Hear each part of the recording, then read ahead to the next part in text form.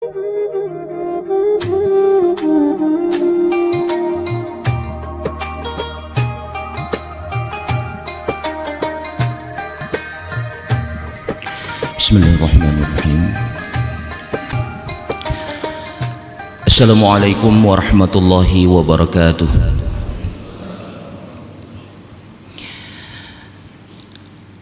Alhamdulillahilladzi arsala rasulahu bil huda wa dinil haqq liyudhhirahu 'ala ad-dini kullih wa kafa billahi shahida. Allahumma shalli wa sallim ala sayyidina Muhammad wa ala alihi wa ashabihi wa man tabi'ahu wa mawalah. Yang kami hormati Bapak Imam, pengurus Badan Kemakmuran Masjid, alim ulama, tokoh-tokoh masyarakat, guru-guru kami, dan seluruh jamaah subuh yang telah berhadir, dengan mengucapkan alhamdulillahirabbil alamin, seraya kita memanjatkan puji dan syukur kehadirat Allah atas segala limpahan rahmat dan karunia-Nya kepada kita sekalian, sehingga kita telah dapat berhadir dalam rangka kita menunaikan salat subuh secara berjamaah. Sejalan dengan itu, marilah sama-sama kita menyampaikan doa selawat beriring dengan salam kepada junjungan Nabi besar Muhammad sallallahu alaihi wasallam, kepada keluarga dan sahabat beliau sekalian, dengan ucapan Allahumma shalli wa sallim ala sayyidina Muhammad wa ala alihi wa sahbihi ajmain. Bapak Ibu hadirin jamaah salat subuh yang dimuliakan Allah Subhanahu wa taala. Sebagai muslim sejati, kita harus betul mengenal siapa yang menjadi musuh kita saat ini. Salah satu musuh terbesar umat Islam saat ini adalah kaum liberalis dengan paham liberalisme yang mereka kembangkan. Tahun 2001 yang lalu, ada sekelompok anak muda mendeklarasikan atau mendirikan sebuah organisasi yang menurut kami lebih dekat kepada sebuah gerakan yang mereka beri nama dengan Jaringan Islam Liberal. Hari ini mereka tidak begitu populer. Kelompok ini tidak lagi begitu masyhur, tapi doktrin, pemahaman, pemikiran liberal ini sangat luar biasa berkembang di tengah-tengah masyarakat muslim di Indonesia. Yang sangat memiriskan hati kita, mereka memberi nama dengan Jaringan Islam Liberal. Yang perlu kita tegaskan, jangan sesekali kita mengidentikan Islam itu dengan liberal. Islam ya Islam, liberal ya liberal. Terpisah antara keduanya. Tidak ada hubungan liberal dengan Islam.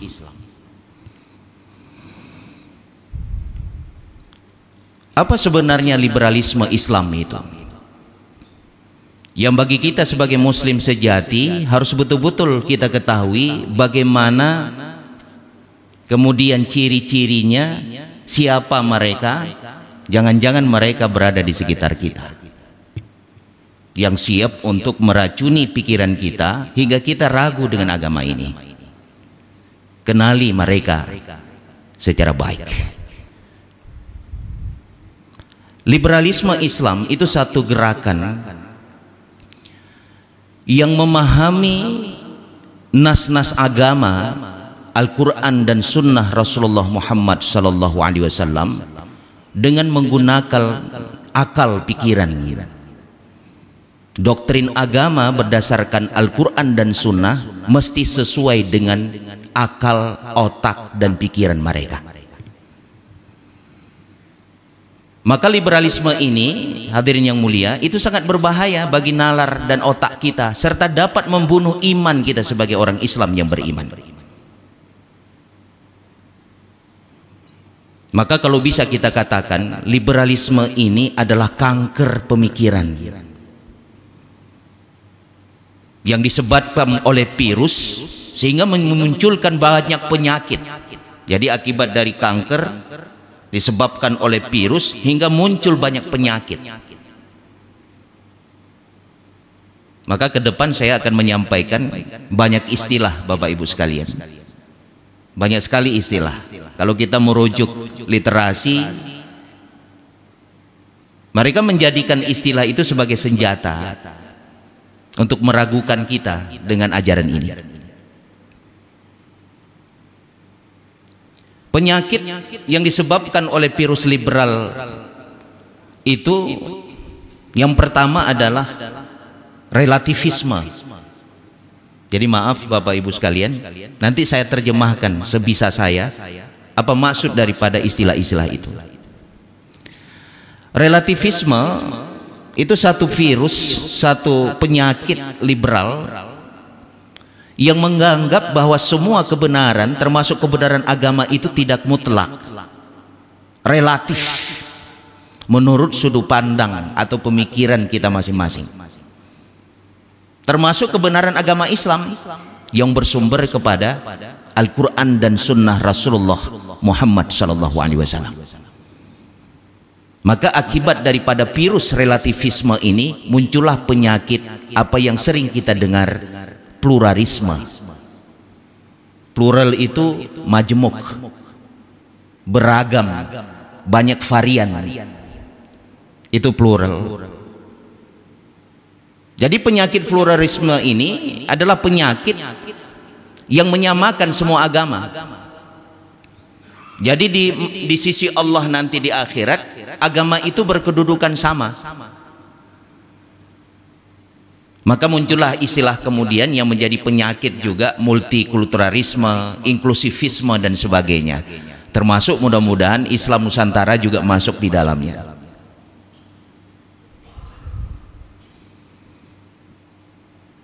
Surga singa di akhirat kagak kapling-kapling oleh Allah menurut pluralisme. Ya surga orang Islam, ya surga orang Hindu, surga orang Buddha, Konghucu dan sebagainya. Gekapling-kapling oleh Allah. Itu pemahaman daripada pluralisme, menyamakan semua agama. Yang harus kita pahami, dan mereka selalu mempermainkan istilah, dan itu merupakan salah satu senjata liberalis. Mereka menyamakan pluralisme dengan pluralitas. Islam mengakui pluralitas dengan kemajemukan suku bangsa, kemajemukan agama, tapi tidak dengan pluralisme yang menyamakan semua agama. Ketika Rasulullah hijrah ke kota Madinah, Rasulullah ada satu piagam hasil kesepakatan semua suku bangsa yang ada dengan beragam kultur yang ada di kota Madinah. Disepakatilah sebuah piagam yang salah satu isi di dalamnya Rasulullah mengakui keberagamaan, kemajemukan orang-orang yang ada di Madinah, tapi tidak dengan pluralisme yang menyamakan semua agama. Di Madinah Rasulullah mengirim surat ke Heraklius. Heraklius itu adalah kaisar Romawi. Surat dakwah mengajak kaisar itu memeluk Islam karena Islam agama yang paling benar. An-Najasyi di Afrika beliau sampaikan surat dakwah dan beliau memberikan penjelasan Islam adalah agama yang paling benar. Islam ya'lu wa la yu'la alaih. Islam itu tinggi, tidak ada yang lebih tinggi daripada Islam. Sekali lagi adik-adik mahasiswa kaum milenial, hati-hati dengan permainan istilah ini. Maka dari awal-awal ketika kita menyampaikan kuliah umum kah atau seminar di depan mahasiswa, kita menyampaikan, kampanyakan pluralisme no, pluralitas yes. Jadi pluralisme itu tidak, dan kita sependapat dengan pluralitas. Di Aceh juga seperti itu. Kita mengakui kemajemukan yang ada, tapi tidak dengan menyamakan semua agama. Mereka punya komunitas besar, tak terkecuali di Aceh, hadirin. Mereka terstruktur rapi, walaupun organisasi ini seolah-olah tidak ada bentuk. Mereka luar biasa. Buat pengajian juga seperti ini. Yang mereka sasar itu adalah anak-anak muda. Yang mereka sasar adalah mahasiswa. Karena bagi mereka, mahasiswa, pemuda, kaum milenial itu adalah pemimpin masa depan. Jadi dari awal, dari dini, otak mereka itu harus diracuni dengan virus yang bernama liberal ini. Menyebahasa kanker, relativisme itu baru stadium 1, Pak. Menyebahasa kedokteran, kanker ini masih stadium 1 yang bernama relativisme dengan turunannya tadi. Yang kedua, istilah yang sering mereka mainkan, yang kadang-kadang terpengaruh bagi pikiran kita, skeptisisme. Kita sering mendengar istilah skeptis, ragu. Jadi paham liberal ini meragukan kebenaran agama, malah mereka menolak keuniversalan ajaran Islam yang mengatur seluruh aspek kehidupan. Bagi mereka, agama cukup mengatur perkara ibadah antara pribadi dengan Allah Subhanahu wa taala, tidak perlu mengatur yang lain. Akibat daripada virus ini muncullah penyakit yang juga sering kita dengar dengan sekularisme. Apa itu sekularisme? Paham yang memisahkan perkara agama dengan urusan negara. Agama cukup mengatur perkara ritual agama saja, masalah ibadah secara pribadi kita dengan Tuhan Allah Subhanahu wa taala. Jadi tidak perlu mengatur aspek yang lain. Maka mereka menolak keuniversalan, komprehensifnya ajaran Islam yang mengatur seluruh aspek kehidupan. Maka orang Islam yang beriman yakin dengan keuniversalan ajaran Islam, dengan norma yang berlaku di dalam Al-Quran dan Sunnah Rasulullah. Dari cara tuh gentut gato sampai dengan cara merawat dan menjaga nanggronyo gato oleh agama. Cara tuh gentut gato oleh Allah, gato oleh ajaran agama. Nah, dalam hadis Rasulullah, cara tuh iya dan sebagainya, sampai dengan mengurus dan mengatur negara diatur di dalam norma agama. Tapi mereka menolak keuniversalan ajaran agama Islam yang bersumber kepada Al-Quran dan Sunnah Rasulullah Muhammad SAW. Ketika kami menyampaikan syariat Islam, sosialisasi terkait kanun-kanun, itu ada sebuah sekolah, mereka mempertanyakan apa pentingnya kanun itu, apa pentingnya aturan-aturan yang berlaku. Jadi kami menyampaikan bahwa kanun itu sebagai legitimasi, formalisasi. Maka dari undang-undang turunannya ada kanun. Kemudian siswa itu mengatakan lagi, kenapa kanun-kanun di Aceh itu justru ngatur-ngatur kami? Kami melakukan hubungan laki-laki dan perempuan, bahasa mereka pacaran, itu kan masalah pribadi, suka sama suka. Dia punya pikiran seperti itu. Carong anaknya, latih kamu nyo naik jakbet iji, nah ikut pengajian mupum iji. Untuk apa ngatur-ngatur kami? Kami melakukan ini suka sama suka. Jadi tidak ada paksaan sebenarnya. Kalau Anda orang Aceh, kanun dasar undang-undang dilahirkan, Anda berhak tunduk kepada aturan itu, dan undang-undang memaksa Anda untuk tidak melakukan hubungan tanpa mahram. Yang perlu Tuan pegah, anemiatnya dengan sekelompok yang ada, mereka juga ngaji seperti kita.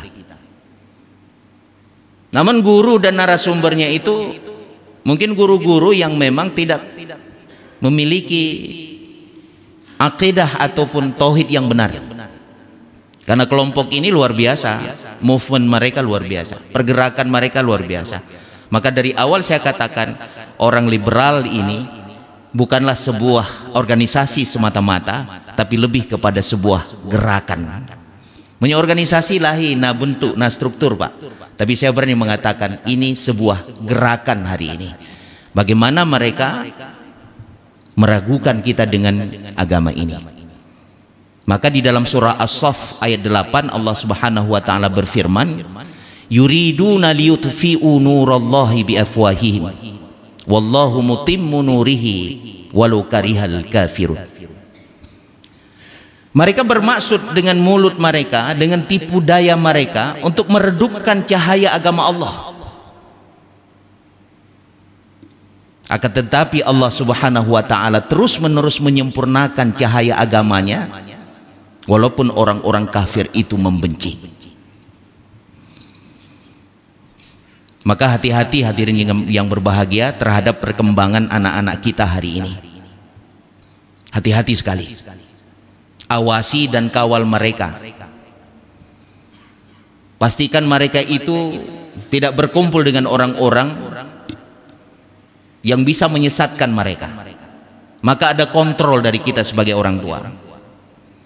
Beda pilih haju lagi tak pilih hanya panah na teguh hoi po hanya lagian gitu sebagai urusi kawal mereka.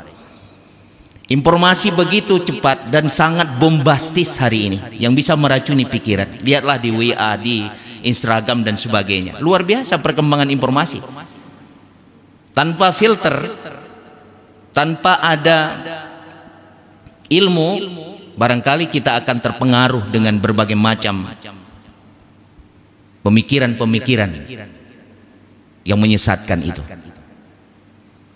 Maka bagi adik-adik kita, kalau ada permasalahan, jumpai guru-guru, jumpai gure-gure kita nyoba pesantren, tanya yang sebenarnya terkait dengan perkara akidah, itu yang paling utama.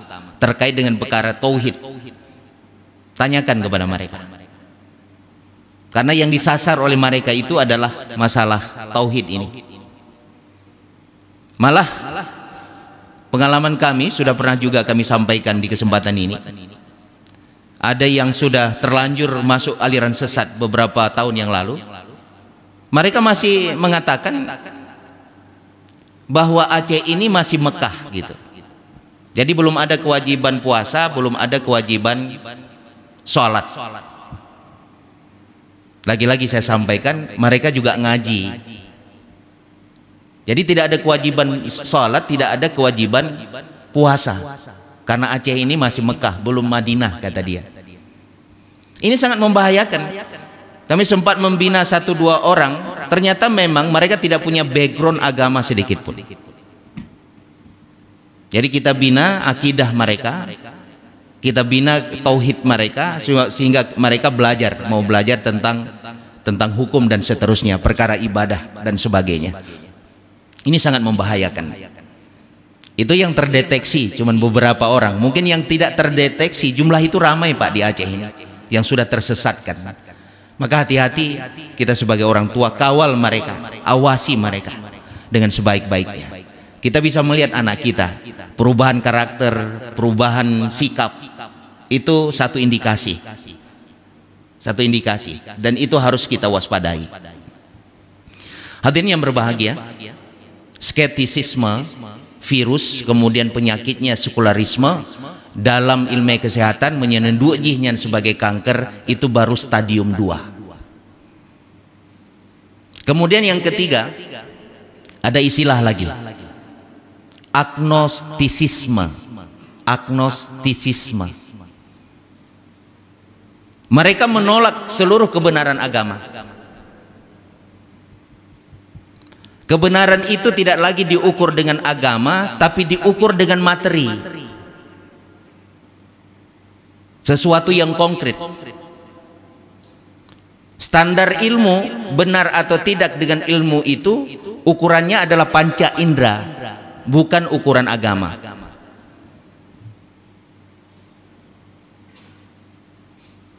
Contoh lontuan pegah, urung-urung liberal Pak, mereka itu harus tahu dulu baru kemudian mereka percaya.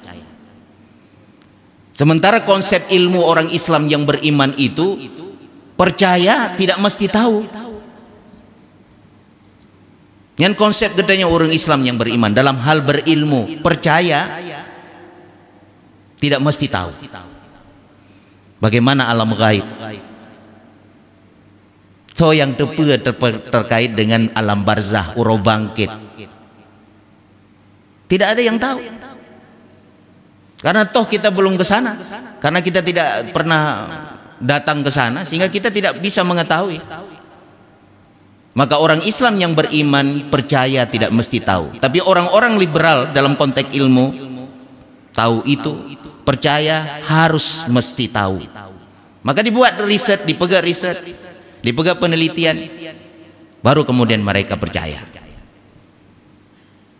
Maka mereka mengukur segala sesuatu bukan dengan konsep agama yang ada iman di sana, tapi mereka mengukur sesuatu dengan materi.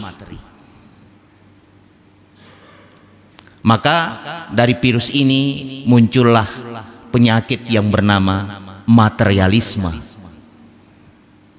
Materialisme. Jadi mengukur sesuatu dengan materi. Alam ini terjadi dengan materi, dan materi itu kekal. Dan kalau kita jelaskan itu, karena itu bagian daripada ilmu filsafat. Jadi sejak Yunani kuno sudah berkembang ilmu materialisme ini. Maka tokoh-tokoh liberal menggunakan paham materialisme ini, sehingga mereka tidak percaya akan sesuatu yang gaib, karena mereka mengukur sesuatu yang bisa mereka lihat saja, sehingga mereka percaya sesuatu yang konkret, yang dibalik itu mereka tidak akan pernah percaya apalagi meyakini. Maka penyakit kanker nyoka stadium lea. Yang keempat adalah virus yang bernama ateisme. Mereka tidak mempercayai akan adanya Tuhan. Bagi mereka Tuhan itu mitos, fit of identity, hanya identitas kepercayaan saja. Mereka tidak percaya akan eksistensi, mereka juga tidak akan percaya akan kewujudan daripada Tuhan Allah Sang Pencipta. Yang ateisme. Bagi mereka agama itu perlu direkonstruksi ulang sesuai dengan rasio. Maka dari virus ini muncullah satu penyakit apa yang sering kita dengar dengan rasionalisme. Jadi dipegah lewatnya bahwa agamanya produk sejarah, Al-Quran itu adalah produk bahasa, dan seterusnya. Harus disesuaikan kembali dengan rasio dan akal yang sesuai dengan kondisi zaman sekarang ini. Al-Quran itu sesuai dengan kondisi zaman apapun.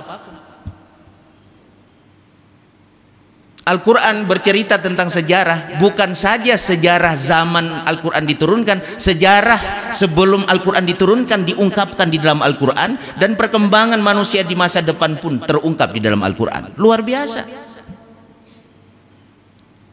Maka mereka memahami Al-Quran itu sebagai produk yang perlu disesuaikan kembali, karena lagi-lagi mereka mengatakan bahwa Al-Quran itu adalah produk budaya. Budaya itu diciptakan oleh manusia, dan lagi-lagi mereka menuduh bahwa Muhammad sallallahu alaihi wasallam yang menulis Al-Quran itu. Dipegah lewatnya masih produk budaya. Realitas kultur orang-orang Arab masa Al-Quran diturunkan, sebelum kultur atau budaya itu habis, itu ada wa'nul banat, membunuh anak perempuan hidup-hidup. Itu kultur budaya mereka, tradisi mereka, Pak. Kemudian khamar, itu kebiasaan seharian. Mabuk 20 jam, itu budaya mereka. Kemudian praktek riba di dalam perdagangan, di dalam ekonomi, praktek monopoli, itu kultur budaya biasa mereka. Kalau Al-Quran produk budaya, kenapa justru budaya itu diharamkan di dalam Al-Quran? Itu logikanya, hadirin. Kalau itu memang Al-Quran dianggap sebagai produk budaya, kenapa budaya yang menjadi realitas keseharian mereka sejak Al-Quran itu diturunkan, itu diharamkan di dalam Al-Quran? Menyanyian produk budaya tentu realitas sosial, realitas kultur tadi yang menjadi praktek keseharian mereka itu dihalalkan di dalam Al-Quran.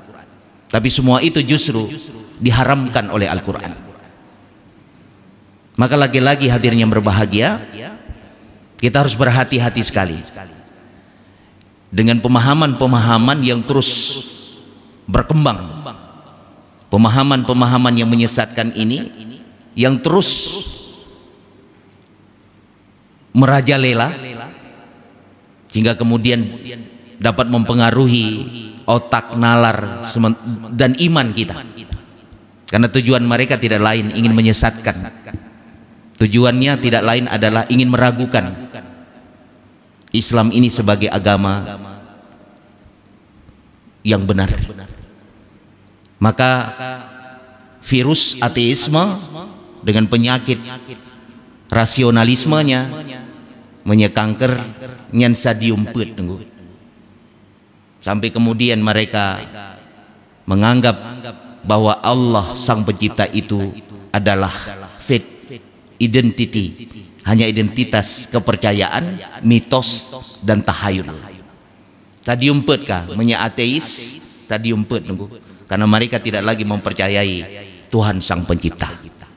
Terakhir yang ingin saya sampaikan, banmandum kelompok dengan berbagai macam sekte, dengan berbagai macam aliran-aliran yang berkembang, tujuannya hanya satu. Mereka ingin menghancurkan akidah kita. Berbagai macam kampanye mereka lakukan, berbagai macam pendapat mereka utarakan di buku-buku, di televisi, di media-media, di dalam organisasi-organisasi besar di Indonesia. Mereka susuk hari ini. Maka Amin Rais dari awal-awal telah memperingatkan orang-orang di dalam Muhammadiyah, begitu juga di dalam Nahdlatul Ulama. Mereka telah berhasil menyusup menjadi anggota di dalamnya. Mereka punya target, punya maksud. Jadi itu yang harus diwaspadai. Sejak dulu kalau saya baca di beberapa catatan, Amin Rais sebagai dulu pernah menjadi ketua Muhammadiyah pernah memperingatkan, hati-hati dengan kaum liberal ini. Mereka berhasil menyusup. Di NU juga tidak kurang, banyak sekali penyusup di kalangan liberal di dalam ormas Nahdlatul Ulama. Maka hati-hati sekali. Kemudian yang terakhir sekali, yang kaitan bacut dengan masalah di Aceh. Orang liberal itu pernah sempat mengatakan bahwa Islam itu sangat memarginalkan kaum perempuan. Jadi Taliban berkuasa hari ini, itu opini mengalir begitu deras, seolah-olah tidak ada yang membendung. Ada counter opini memang terkait kebebasan perempuan di Taliban nantinya. Padahal banyak pemberitaan miring terkait dengan keberadaan perempuan ketika Taliban nanti berkuasa. Dalam Al-Quran itu kita melihat dan memahami beberapa ayat. Itu ada kesamaan kedudukan antara laki-laki dan perempuan. Di antara mereka itu ada kelebihan dan ada kekurangan. Dalam kultur Aceh tidak ada penjelasan kultur baik secara realitas maupun secara simbol yang melarang keberadaan daripada perempuan untuk melakukan aktivitas di luar ranah domestik. Dia menjadi dokter, dia menjadi guru, menjadi tengku dan sebagainya. Zaman penyebutan urung-urung bak dayah manyang, tengku agam, tengku inong. Yang kita baca dalam beberapa rujukan Aceh. Zaman urung yakbet bak dayah manyang, untuk santriwati tengku inong, untuk santri geken tengku agam. Mereka bebas belajar, tidak ada pelarangan. Uronyo di Aceh bagi perempuan itu hanya pilihan saja, mau jadi guru atau hanya jadi ibu rumah tangga semata. Pilihan bagi perempuan kita. Kultur tidak pernah melarang kita. Maka nekalan ke dalam simbolisasi kultur Aceh. Rumah Aceh nana pernah nekalan, batanya hanali rumah Aceh, struktur yang sempurna.